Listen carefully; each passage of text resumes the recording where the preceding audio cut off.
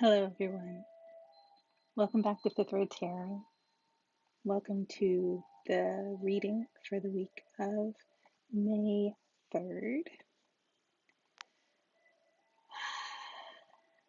I'm just taking a deep breath, taking it all in, but also releasing.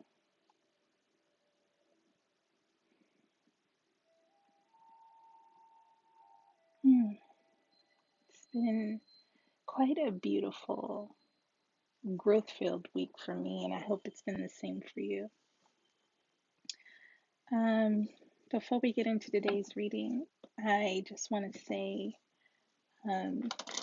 this reading will not resonate with everyone.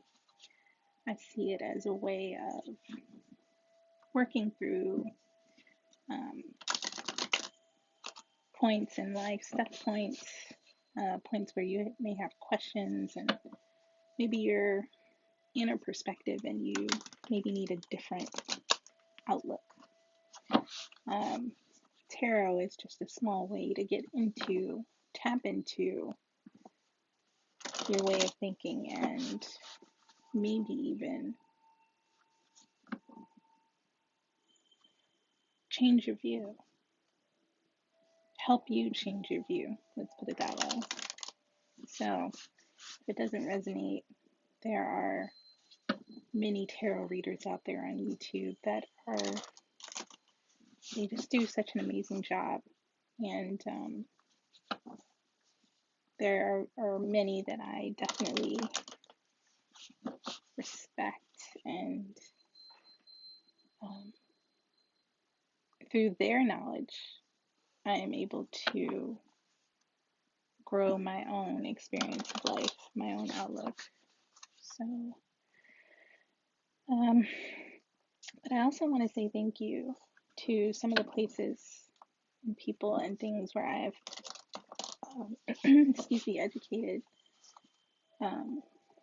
continued my education on tarot. Specifically, there is a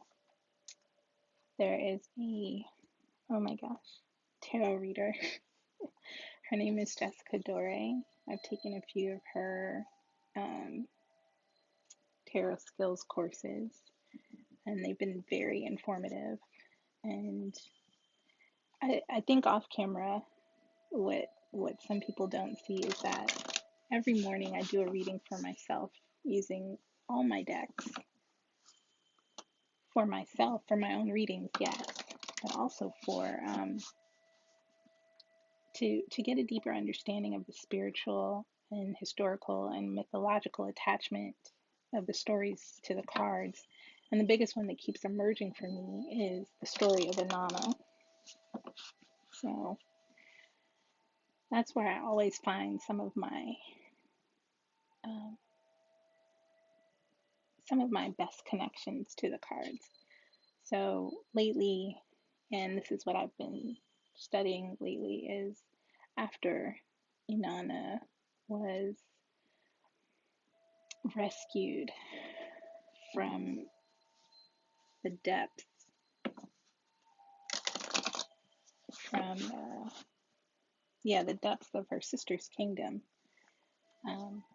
She arose as queen of heaven and earth, but the story after that is the one that I'm looking to connect with. But for now, I'm here, kind of still in the cave with her. And so that's what I see. Yeah, life is happening all around, but there's still this mythological undercurrent that's happening in my life and in a lot of people's lives. So let's go ahead and get started. I call on the spirit of the element of water, the spirit of the element of fire, the spirit of the element of earth, and the spirit of the element of air. And I call on the fifth spirit, the one that connects us all,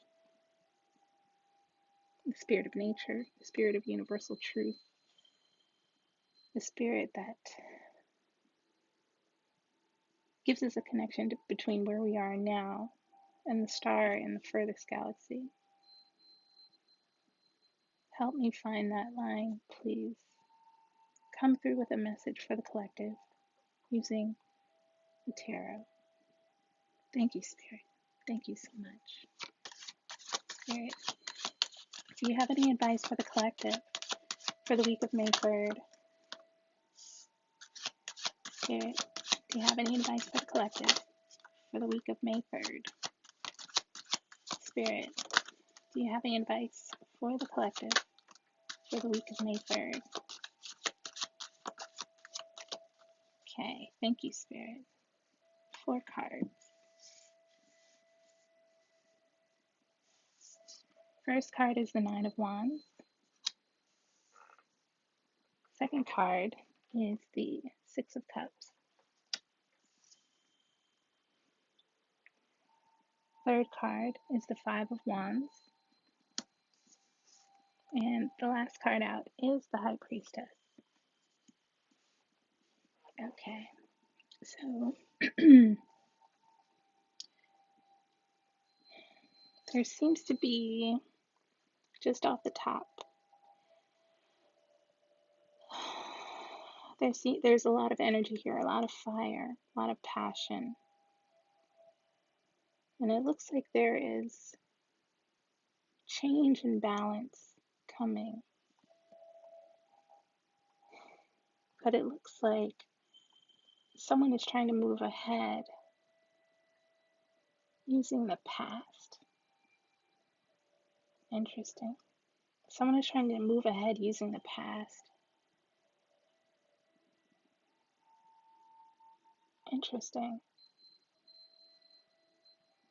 All right, let's look at the Nine of Wands first. That's our first card out. And I think this is where we'll get most of our story from. So, Nine of Wands, in it we see a man standing with a staff. But there are also staffs, like sticks, wands, essentially, lined up behind him. There are 5, 6, 7, 8 lined up behind him.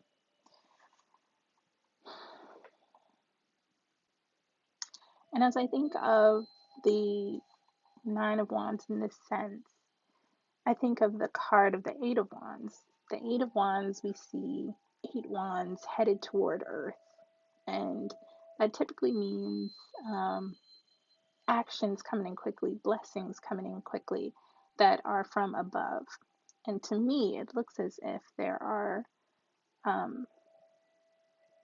the 8 that are lined up here. I can see where those blessings are now kind of behind this man. And he's got one of his own. So it's kind of, it's as if you have, and I say universal collective you, it's as if you have received so many blessings to the point where, it's in your hands now. What will you do with your own blessing? Will you continue to look at the past and wait for someone to come save you? Or are you going to move ahead with the blessings that have been given to you? The action is now on you. You have been given every resource, every motivation, every message, you have been given so many blessings. And now it's your time. So now let's take a look at, set this here, take a look at the Six of Cups. Now, the Six of Cups tends to, overall, we've got 1, 2, 3, 4, 5, 6 cups in here. Cups are about our spiritual energy. If we think about it, we think about cups as our spiritual energy. Cups refers to either a past energy or a relationship between an older and a younger person. And I mean, yes, there's two children, but they're different in ages, and someone is handing someone else this this boy is handing this little girl or small person a cup of emotion with a flower in it. This card is typically about the past. Sometimes it can be about children, but in this reading, what I'm seeing is someone is being given um, an opportunity to move forward into a new life with I wouldn't say a past relationship, but it looks as if with the cards that someone is moving into new relationship with either someone from their past um, or what I will say honestly, or this reading here, you may have seen before. This may have been something that has already played out um, in the past, and you may see it repeat again, which is interesting. So, if I were you, yeah, this is a weird reading. Um, what I'm seeing is this person, maybe you, maybe someone you know, is looking behind them and seeing, where was I last year versus where am I right now? And knowing that, how am I moving forward in new relationship? So no, someone is just looking into the past and they're looking back and reviewing, maybe a childhood relationship, maybe when I say childhood relationship, like friends when they were little, childhood friends, that kind of thing. Or maybe someone is reviewing something that happened in the past. Wow. Okay. So that's one way of looking at it. Because there's action here too on this passion. Okay. Now let's look at the Five of Wands. Make sure you can see it there. So the Five of Wands is, you've got all these people um, with all these wands, and it's unclear as to what their goal is. It's unclear as to what they want to do. It's unclear as to, are they trying to build something? Are they fighting about something? Are they like, what's going on? So usually when I see this card, I see, when I was first understanding the cards, I would see, I would see gossip. I would see, just useless effort. And I would see battling. Yeah, because, yeah, okay. So this person is in a place of blessing and they're looking at the past. But someone is looking at the past and saying, this had no purpose.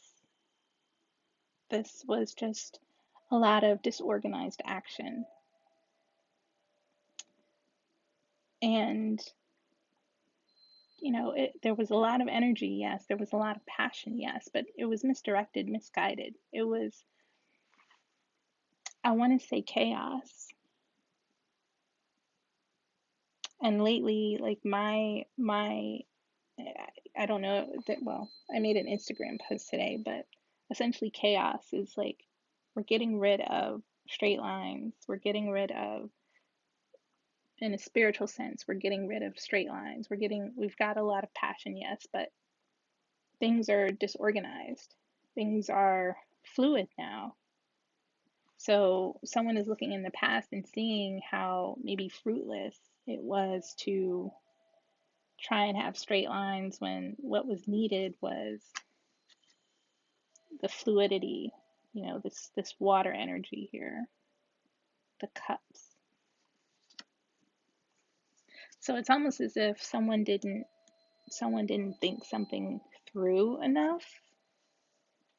Yeah, someone didn't think something through enough, and instead of using their passion, instead of using the connective, watery energy to create something special, right? Because there's a flower in this cup. Someone didn't do enough work. Someone didn't do enough. Yeah, it was misguided. Something in the past was misguided. I hope you understand that. I'm trying to. Yeah, that's pretty much what I'm seeing as I look through. But the last card out is the High Priestess. And the High Priestess to me is indicative of balance. Something didn't work out in the past. Someone is maybe reviewing the past and maybe seeing how, at a spiritual level, something is being worked out. Some healing is happening. All action has stopped. And what has happened after the review here that is happening is this knowledge, is this understanding, is this stillness, because there's just been so much action. And the High Priestess is saying, be still and know. And this is at a higher level too.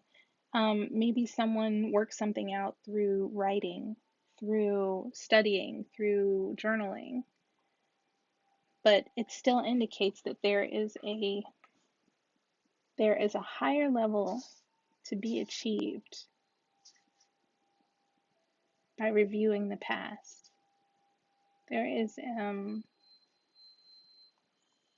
you have accessed a spiritual knowledge, perhaps even by going through this review.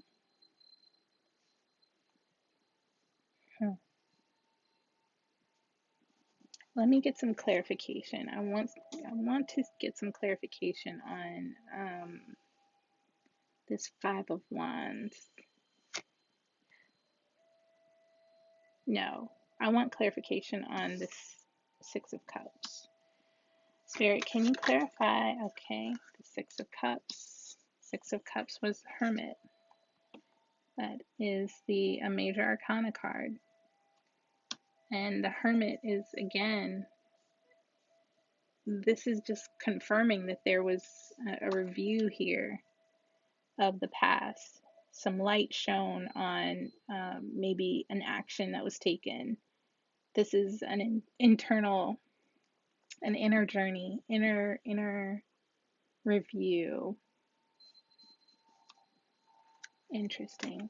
Spirit, can you clarify the Five of Wands, please? Can you clarify the Five of Wands? Can you clarify the Five of Wands, please, Spirit? Okay, ask again. Spirit, can you clarify the... Okay, here we go. The Five of Wands is clarified by the Six of Pentacles. So it might have been about service. Interesting. Giving.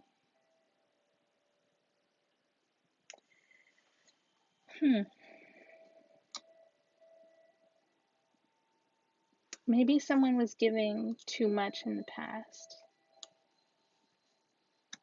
Maybe that's what the High Priestess, the knowledge of the High Priestess is uncovering, is that there was too much giving in the past. You knew you had more than enough to give, and you gave. But you gave at the expense of your own energy.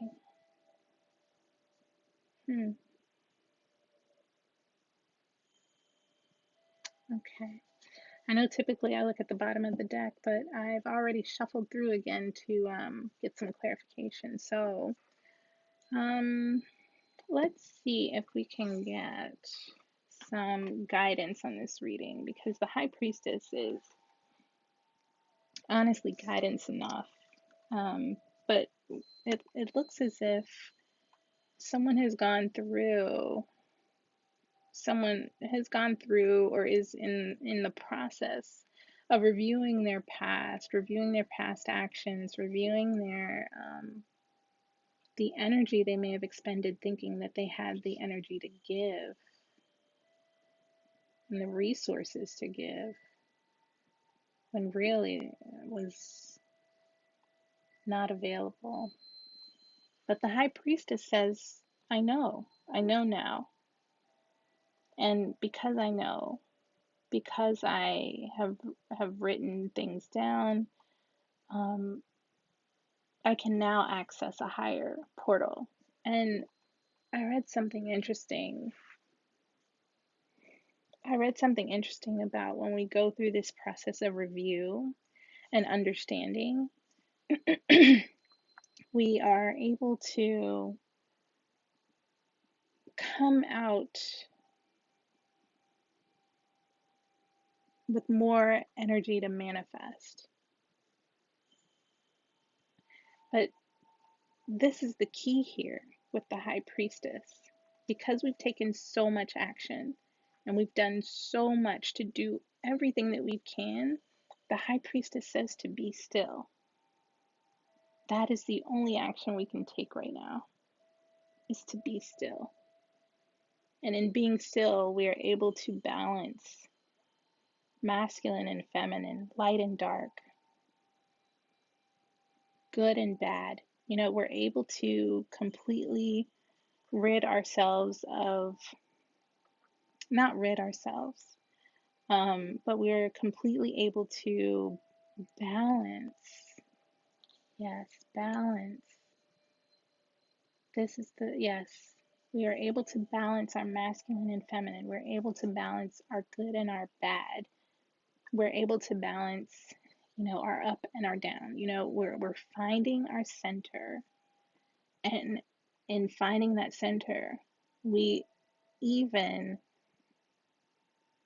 begin to grant ourselves access to a portal that may have been closed off to us, to a manifesting energy that is available to us. Because if we look at the High Priestess again says to be still, but this is the 2 card in the major arcana. The 1 card is the Magician. The Magician is the manifester, using all the elements combined. We have all the elements. Well, no, we don't have swords here. We don't have air here. But using all the elements combined, there's a portal, it looks to be, that is available to us. And the 1 card is the Magician card. The High Priestess comes after the Magician. So we journey toward manifesting the things that we want. Wow. Okay. So, let's see. Which card do I want to use? I think I want to use the Animal Spirit card. I've been working with that lately. Actually, how many minutes? I'm at 24 minutes. I'm going to do a Wild Unknown Animal Spirit, and also an Archetype card, if it calls for it. Okay. Okay, Spirit. Can we get some guidance from the Animal Spirit guide? Can we get some guidance from the Animal Spirit guide? Spirit, please, for the reading this week of being still. Being still, finding balance as we review our past and take no action at this moment. Okay, thank you, Spirit. Can I get a card for the collective for this week? Okay. Wow. Thank you, Spirit. Okay, so we've got 2 cards. Let me go ahead and prop those up. Oops. Oh, my stay wild fell down. Okay. All right. So we've got elk spirit and beaver spirit. So let's see what they have to say. Let me turn these so you can see them better. Okay. Elk.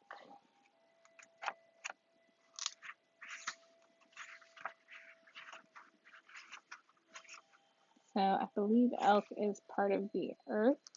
Yes, that symbol there is the earth. Elk, stable, resilient, headstrong, the father. The great elk represents the earth element in its masculine form. This means it provides underlying support and stability amidst life's many changes. An elk personality, whether male or female, is fully established in themselves and knows their core values. Wow, if that doesn't say, like, correlate with High Priestess, wow.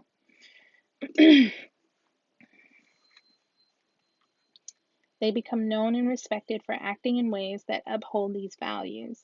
Sometimes the elk's ego can become inflated, but for the most part, they make damn good fathers, mothers, lovers, and friends. The world needs more elk energy. When elk energy is in balance, it is supportive, kind, and consistent. When elk energy is out of balance, it is pretentious, high, and mighty. To bring into balance, eat and drink more consciously. Nice. All right. Yeah, and I guess with we're kind of in like an isolation and not really a whole lot to do. Definitely eating and drinking more consciously is a good move. So let's look at beaver, and I believe that is water. Hard worker, loyal, tireless, and family first. The beaver personality is a welcome sight. These good-natured and dependable creatures have infinite love and enthusiasm for family, and express it by way of the earth element, providing a home, financial stability. Although a beaver doesn't usually initiate a project, once started, they'll work steadily for weeks, months, or years to see it through. The beaver card appears when the task at hand requires your long-term, steady effort. It can also signify that it's time for some karma yoga, selfless service. Nice. Okay, so when in balance, you find happy and meaningful work. When out of balance, you feel useless or worn out. To bring into balance, do some physical labor or selfless service.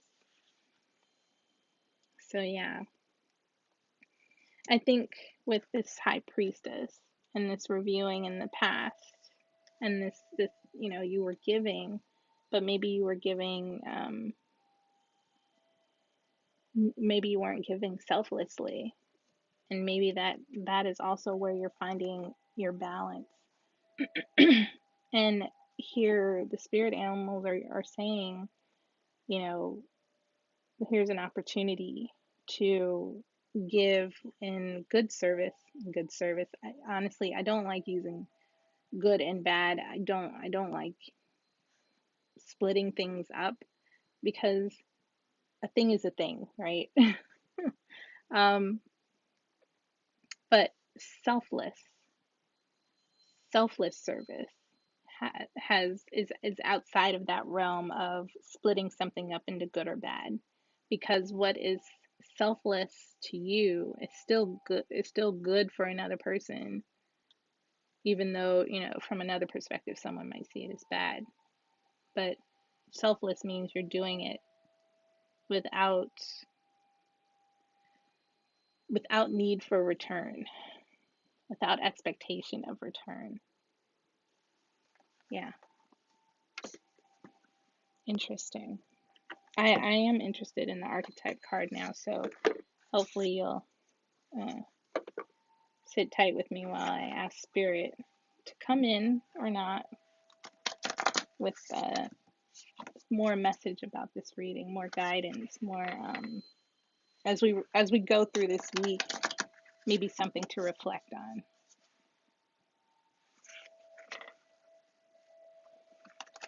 Because the elk is saying, eat consciously, eat and drink consciously to get back into balance. And Beaver is saying, do some physical labor or selfless service. But the high priestess is asking us not to take action, right?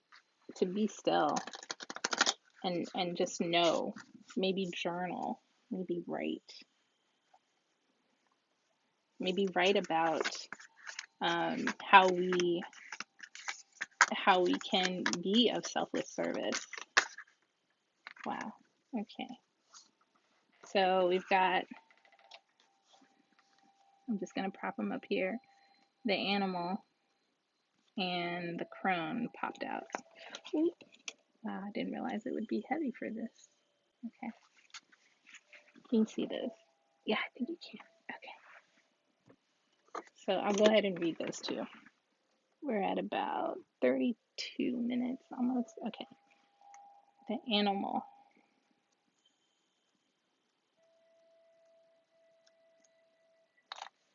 Okay. The animal, the beast, the wild one, the she-wolf. Sorry. Side story. I studied in Italy for an interior design program. I know interior design. So much going on. And we went to Pompeii and toured Pompeii, and it was there where we saw like it was something, I think it was called Lupita or something, where we learned about the she-wolf in Pompeii. Interesting. Okay, the she-wolf. I'll keep going. We are mammals. The hair on our chest and between our legs reminds us so. We try hard to deny our unrefined animalistic nature. Yet through this archetype, we tap into power and direction. Activating the animal within means reawakening our relationship to nature in the most broad and embodied sense, drinking from waterfalls, roaring at the moon, opening eyes underwater, eating berries from the vine. The life force of our planet begs us to set down the devices, the constraints, and the social constructs, and remember the warm blood that pulses through our veins. The animal longs for breath, food, procreation, and physicality. It wants soil under our nails and starlight on our skin. If all this sounds terribly unsophisticated to you, take note that it is said that when the Buddha became enlightened, he roared like a great lion. Wow. That is absolutely beautiful.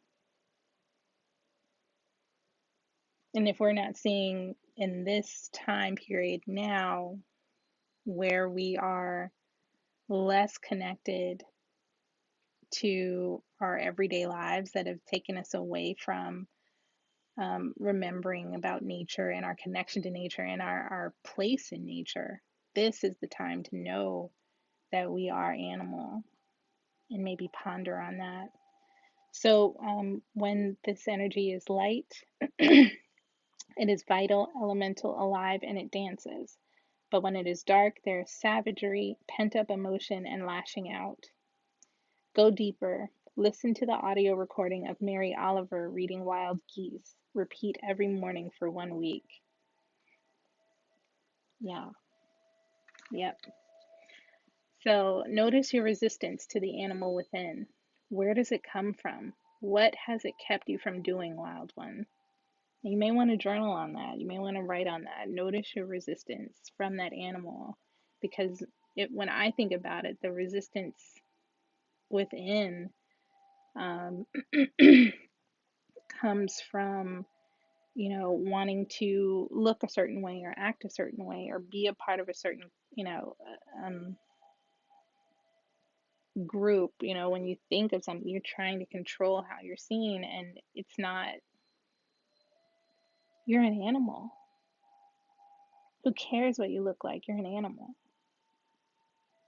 Who cares what you know what I mean? What is expected of you is to go be part of nature. Go out there and be wild. So even now in my speech and how I'm talking, I'm trying to control it and make humanity out of this. And there is no there we are the animal.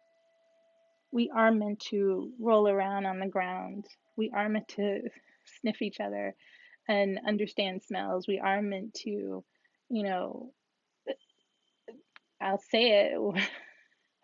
See, here's the resistance.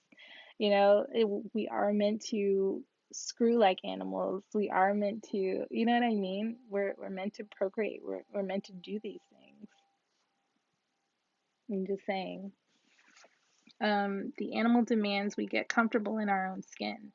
The minute you accept, express, and celebrate the physical body, you tap into animal energy. Nice. So now we look at the crone, and we see a hand here holding a crow with a coin in its claws. Let's see. The crone. The witch, the old woman, the sage. The crone has seen it all. Nothing frightens or surprises her. She is the final manifestation in the feminine trifecta of maiden, mother, crone. In her long life, she's witnessed endless cycles of death, sex, failure, rebirth, conflict, and regeneration, giving her the ability to rise above the world of duality. I see the high priestess here reflected in the crone, just saying. She laughs at notions of good or bad, right or wrong. Wow. As she has seen the earth churning, smoldering, taking life, and giving life. The crone energy accepts everything in, devouring beauty and suffering with the same mouth, using their energy to reveal hidden secrets and knowledge. Her energy resides in all of us, though it is feared by most for its power and unconventional relationship with death and the macabre. Awakening the crone is dangerously rich and unapologetically magic. Wow, and it's crazy that the animal and the crone came out together. That is a dangerous combination to a lot of people because I know plenty of people that are scared to talk about these raw things. I know plenty of people that are scared to live these things, these raw things. Scared to bring them out in the open, scared to live them. I don't know if I said that already. Because, it's not talking about death and talking about regeneration as if it's, it is what it is. Some people are really, really scared to talk about death. Some people are scared to talk about violence or chaos. Some people don't see us as animals. But the thing is that we are.